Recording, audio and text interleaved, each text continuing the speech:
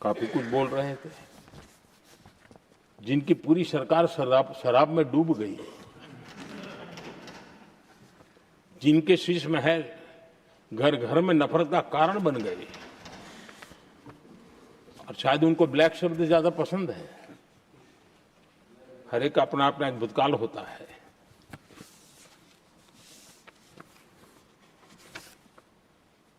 पता नहीं ब्लैक के साथ उनका क्या पुराना रिश्ता है। आदरणीय सभापति जी, ऐसे सभी साथियों से मैं आज जरूर कहूंगा, तुम कितना दुनिया को धोखा दोगे, तुम कितना दुनिया को धोखा दोगे। आईना देख लिया तो अपनी सच्चाई कहां छिपाओगे।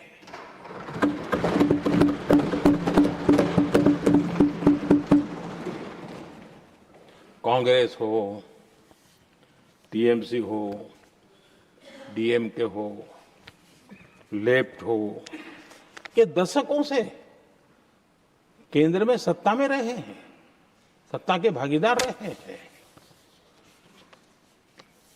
राज्यों में भी उनको सरकारें चलाने का अवसर मिला है, लेकिन उनकी पहचान क्या बनी है। आज डील की चर्चा होती है तो गौरव से कहते हैं, तब डील की चर्चा होती थी तो बॉफोर्स डील याद आता था। ये डील होते थे।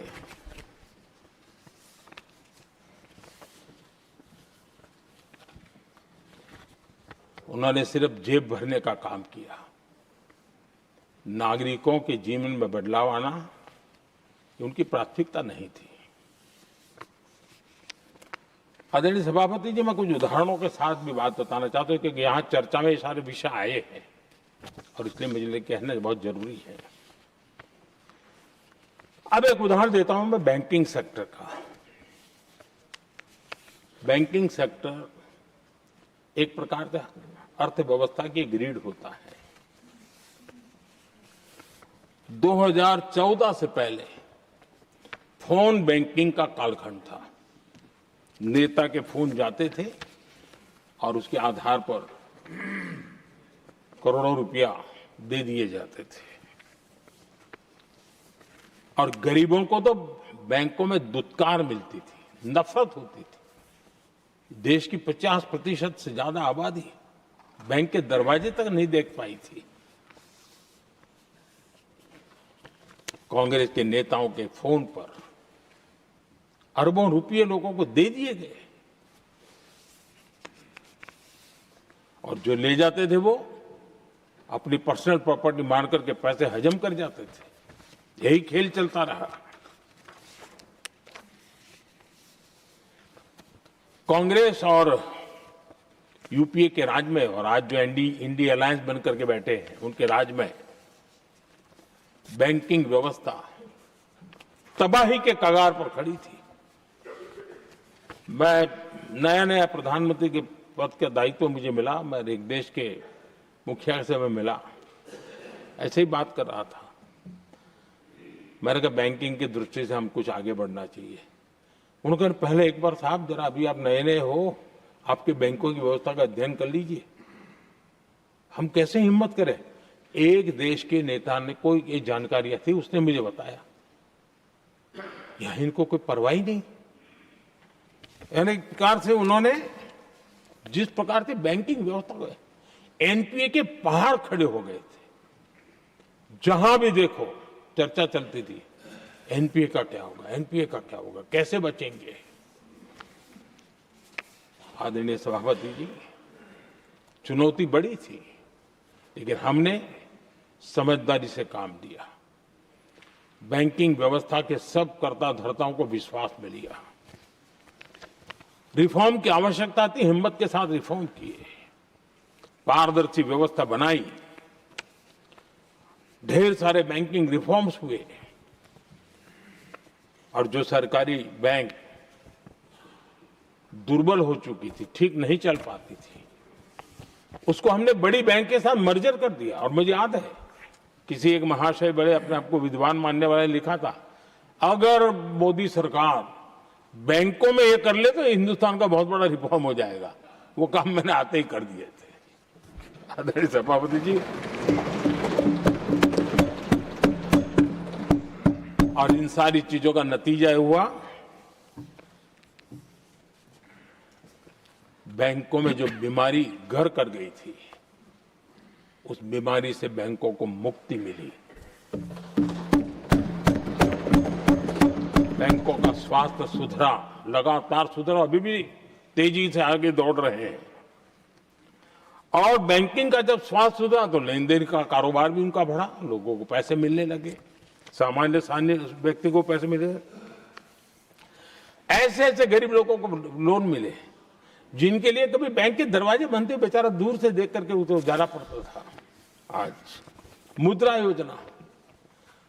योजना जो देश के नौजवान को अपने पैरों पर खड़े रहने की ताकत देता है, मुद्रा योजना जो स्वरोजगार की प्रेरणा देता है, लेकिन स्वरोजगार के भाषण के काम नहीं होता है, उसका हाथ पकड़ना पड़ता है, उसको साथ देना पड़ता है, उसको सहाय देनी पड़ती है। और हमने मुद्रा योजना के द्वारा 30 लाख करोड़ रुपया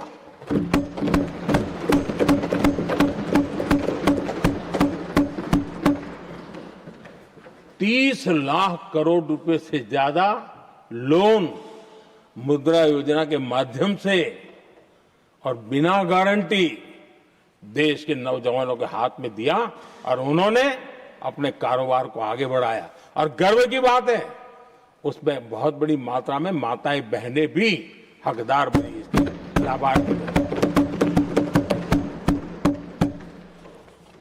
सेल्फ हेल्प ग्रुप, इन दिनों ग्रामीण महिलाएं बड़े सपने देखती हैं, खुद अपने पैरों पर खड़ा होना चाहती थी। विमेन सेल्फ हेल्प ग्रुप का हमने विस्तार तो किया ही किया, लेकिन 10 करोड़ बहनों को हमने सीधी आर्थिक मदद की व्यवस्था की।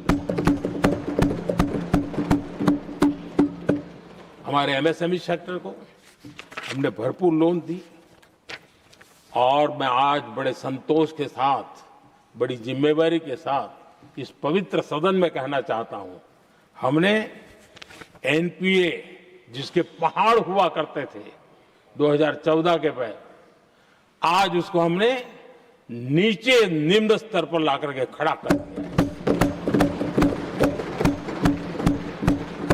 आज एनपीए 1% से भी नीचे है। ये अपने आप में बैंकों के स्वास्थ्य के लिए बहुत उत्तम काम हमने किया है। इतना ही नहीं, हमारे बैंकों का प्रॉफिट आज रिकॉर्ड पर है, हाई रिकॉर्ड है उसके। ये अपने आप में देश की अर्थव्यवस्था को ताकत देने के लिए, बैंकिंग व्यवस्था मजबूत होती है तो बाकी अर्थव्यवस्था को भी मजबूती मिलती है। उस काम को कहेगा। आदरणीय सभापति जी, मैं एक और उदाहरण देना चाहता हूं। हमारे पीएसयूज, आमतौर पर पीएसयूज के संबंध में मान्यता बन चुकी थी, वो बनते ही हैं बीमार होने के लिए, वो बनते ही हैं बर्बाद होने के लिए, वो बनते ही हैं बंद होने के लिए। हमने इस पूरी मानसिकता को हकीकतों के आधार पर बदलने में सफलता प्राप्त की है। और ये लोग पीएसयूज को लेकर के कितनी गलत बातें फैलाते थे।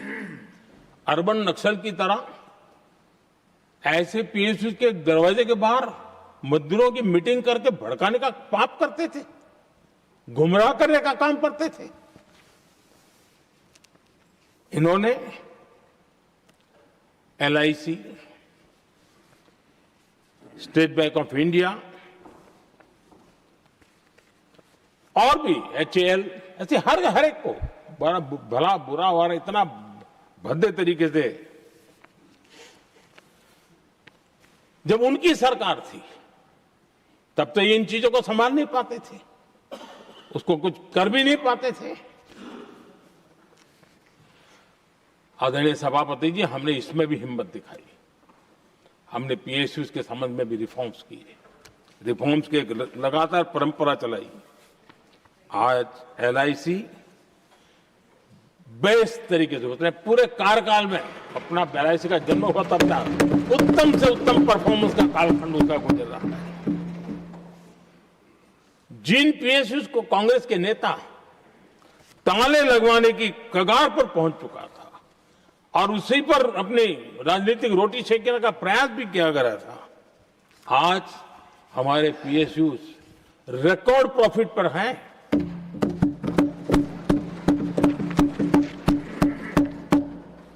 इतना ही नहीं, वे अपने परफॉर्मेंस से मेक इन इंडिया को भी गति दे रहे हैं। मेक इन इंडिया का जो सपना है उसका पूरा करने में वे भी एक बहुत बड़े कैटलिस्ट एजेंट के रूप में आज भूमिका अदा कर रहे हैं।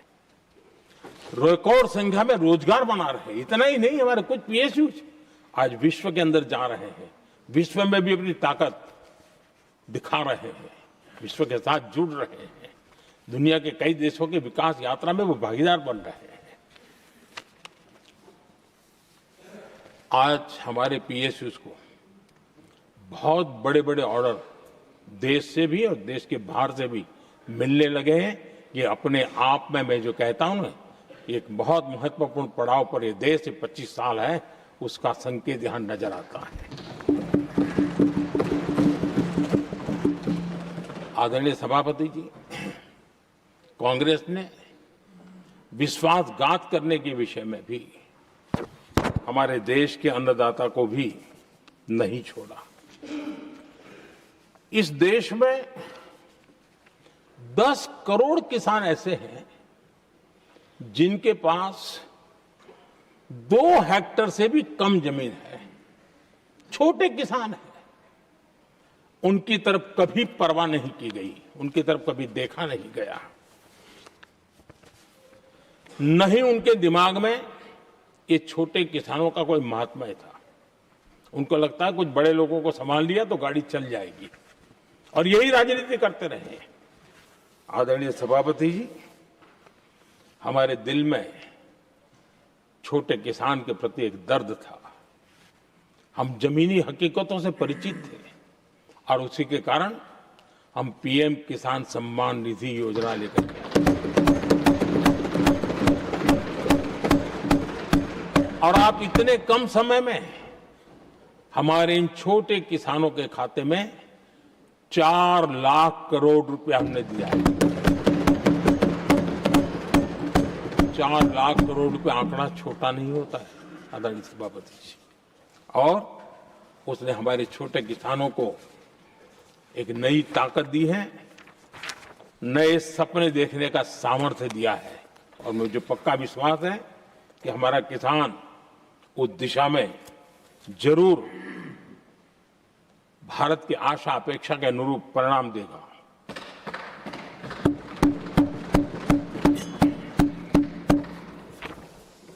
आदरणीय सभापति जी,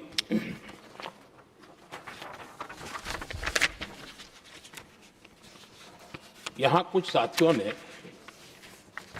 इम्प्लीमेंटेशन के संबंध में शिकायतों का भाषण काफी किए। शायद वो तय करके आए थे कि ऐसा ऐसा बोलना है, तो इसमें तो उनका ऐलान दिखता था, बाकी में तो नहीं दिखता है। आदरणीय सभापति, जब ये इम्प्लीमेंटेशन को लेकर के इतनी बड़ी बड़ी बातें करते हैं, मैं एक जरा किस्सा सुनाता हूं। मैं किसी का भला बुरा कहने के लिए नहीं कर रहा हूं, मैं सिर्फ हकीकतें रख रहा हूं। परेशानी जिनको होगी उनको होगी, लेकिन तथ्य तो तथ्य ही होते हैं। हमारे देश के एक नेता हिमाचल प्रदेश के दौरे पर गए थे और वहां से आने के बाद उन्होंने खुद ने ये घटना कहीं सुनाई, रिकॉर्ड पर उपलब्ध है। उसमें उन्होंने कहा,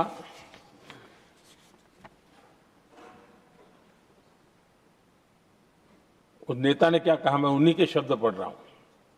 काफी लंबे समय तक मुझे योजना आयोग से संघर्ष करना पड़ा, क्योंकि वे पहाड़ी क्षेत्रों के लिए अलग योजनाएं बनाने को तैयार ही नहीं थे। मैं हिमाचल प्रदेश गई थी। जब मैं वापस आई तो मैंने योजना आयोग में कहा कि हमारे कामदारों को, वर्कर्स को जीप की जरूरत नहीं है, बल्कि खच्चरों की आवश्यकता है, ताकि कम से कम उन पर सामान आदि लादा जा सके। आगे उन्होंने कहा, लेकिन मुझे बताया गया हम पैसा तो जीप के लिए ही देंगे, क्योंकि खच्चरों के लिए पैसे देने की पॉलिसी नहीं है।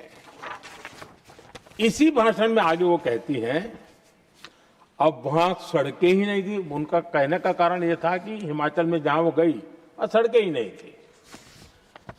अब वहां सड़कें ही नहीं थी तो फिर उस पर जीप का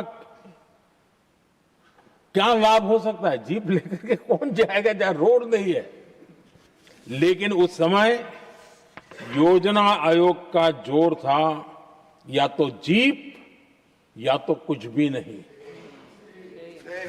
आदरणीय सभापति जी, ये भाषण किसी और का नहीं, ये कांग्रेस के वरिष्ठ नेता और तत्कालीन प्रधानमंत्री इंदिरा गांधी का भाषण है।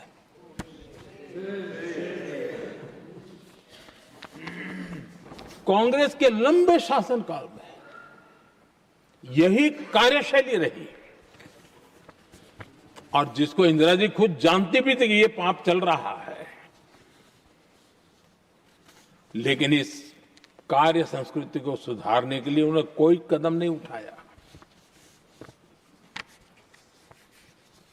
और इंदिरा गांधी जिस प्लानिंग कमीशन की धज्जियां उड़ा रही थी, उसके जन्मदाता उनके स्वयं के पिताजी थे। और प्लानिंग कमीशन को बना, और इंदिरा जी ने जब कहा, उसके बीच में 2 दशक बीत चुके थे, लेकिन हाल यही था। और 2014 तक सब दुखी थे, सब परेशान थे, सब गलती देख रहे थे, लेकिन सुधार करने की तैयारी नहीं। 2014 के बाद जब आपने हमें मौका, और कांग्रेस ने जिस प्रकार से प्लानिंग कमीशन अटकाना, लटकाना, भटकाना वाली कार्यशैली बना दी थी, 2014 में जब हमें मौका मिला तो हमने आकर के काम किया, प्लानिंग कमीशन को खत्म कर दिया और नीति आयोग को। आज नीति आयोग बहुत तेज गति से काम कर रहा है। अब देखिए एस्पिरेशनल डिस्ट्रिक्ट, वो भी एक बड़ा प्रेरक उदाहरण है। और मैं तो देख रहा हूं कि डेवलपिंग कंट्रीज के लिए, विकास के लिए एक मॉडल के रूप में वैश्विक संस्थाएं इसको अनुमोदन दे रही है। ये एस्पिरेशनल डिस्ट्रिक्ट की ये सफलता बनी है।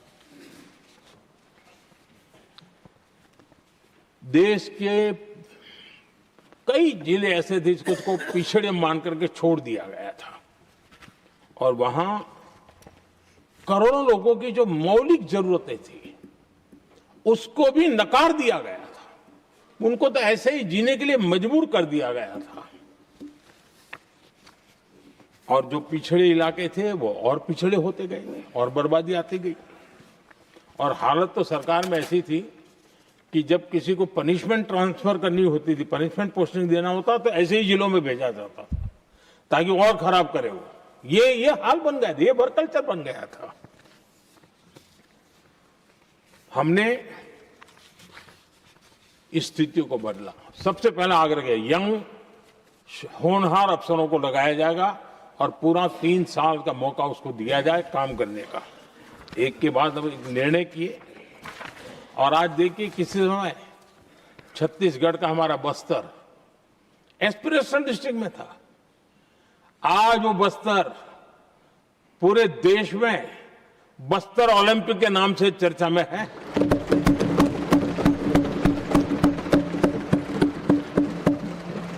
आज विकास की धारा बस्तर के गांव-गांव पहुंच रही है। अभी कुछ गांवों में पहली बार बस देखी, पूरे गांव ने उत्सव मनाया बस्तर में।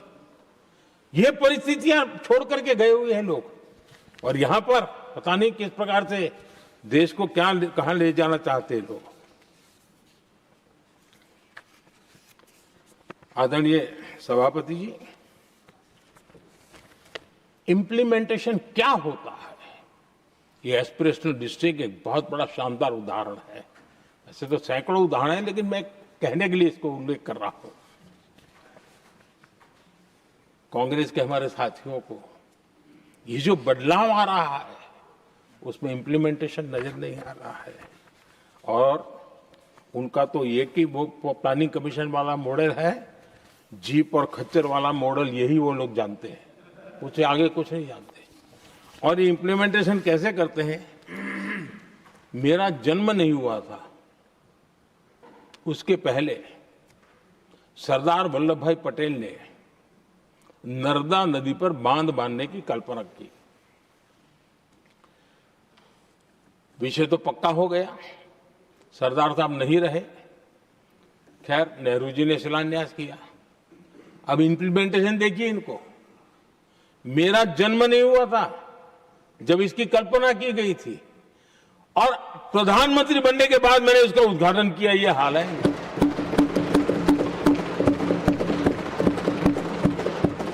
और उनका इम्प्लीमेंटेशन देखिए, मुझे मुख्यमंत्री रहते हुए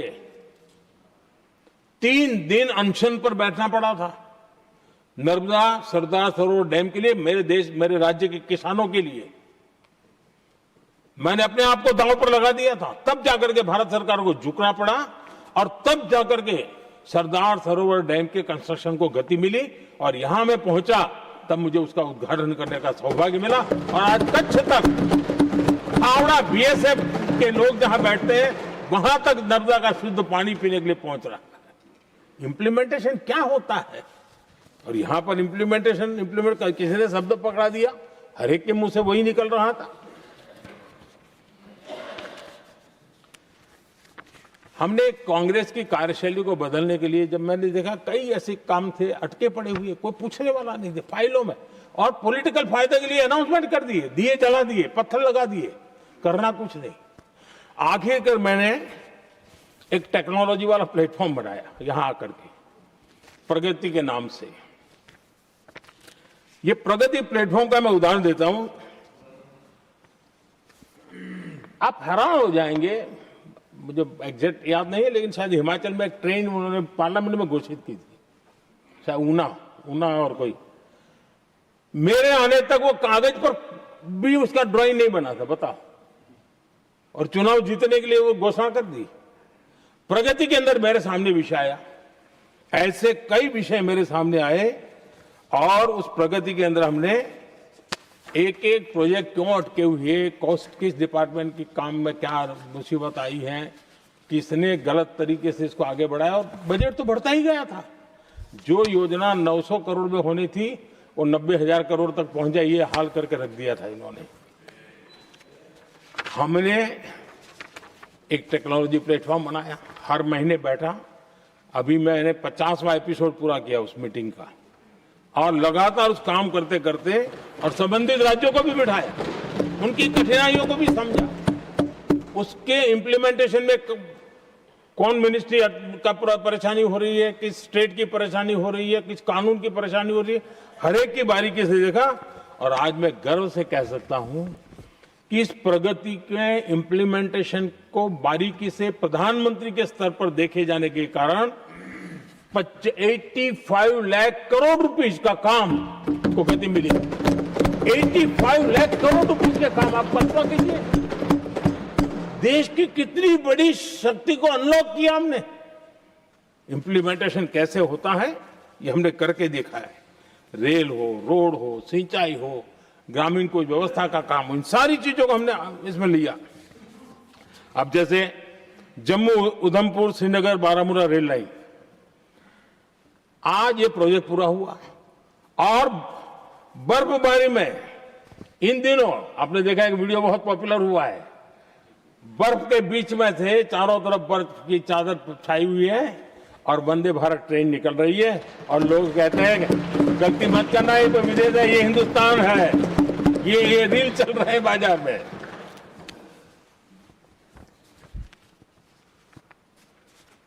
लेकिन 3 दशक तक यही प्रोजेक्ट लटका हुआ था।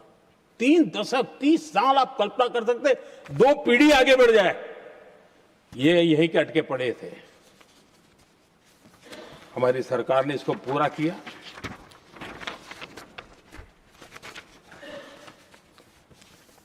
आदरणीय सभापति जी, मैं असम की बात करता हूं, और कोई ये मत सोचो कि मैं चुनाव है इसलिए बोल रहा हूं। इनके पाप हैं इसलिए मुझे कहना पड़ रहा है। कांग्रेस सिर्फ इमेजिन करती है और इंप्लीमेंट करने का उनको कोई लेना देना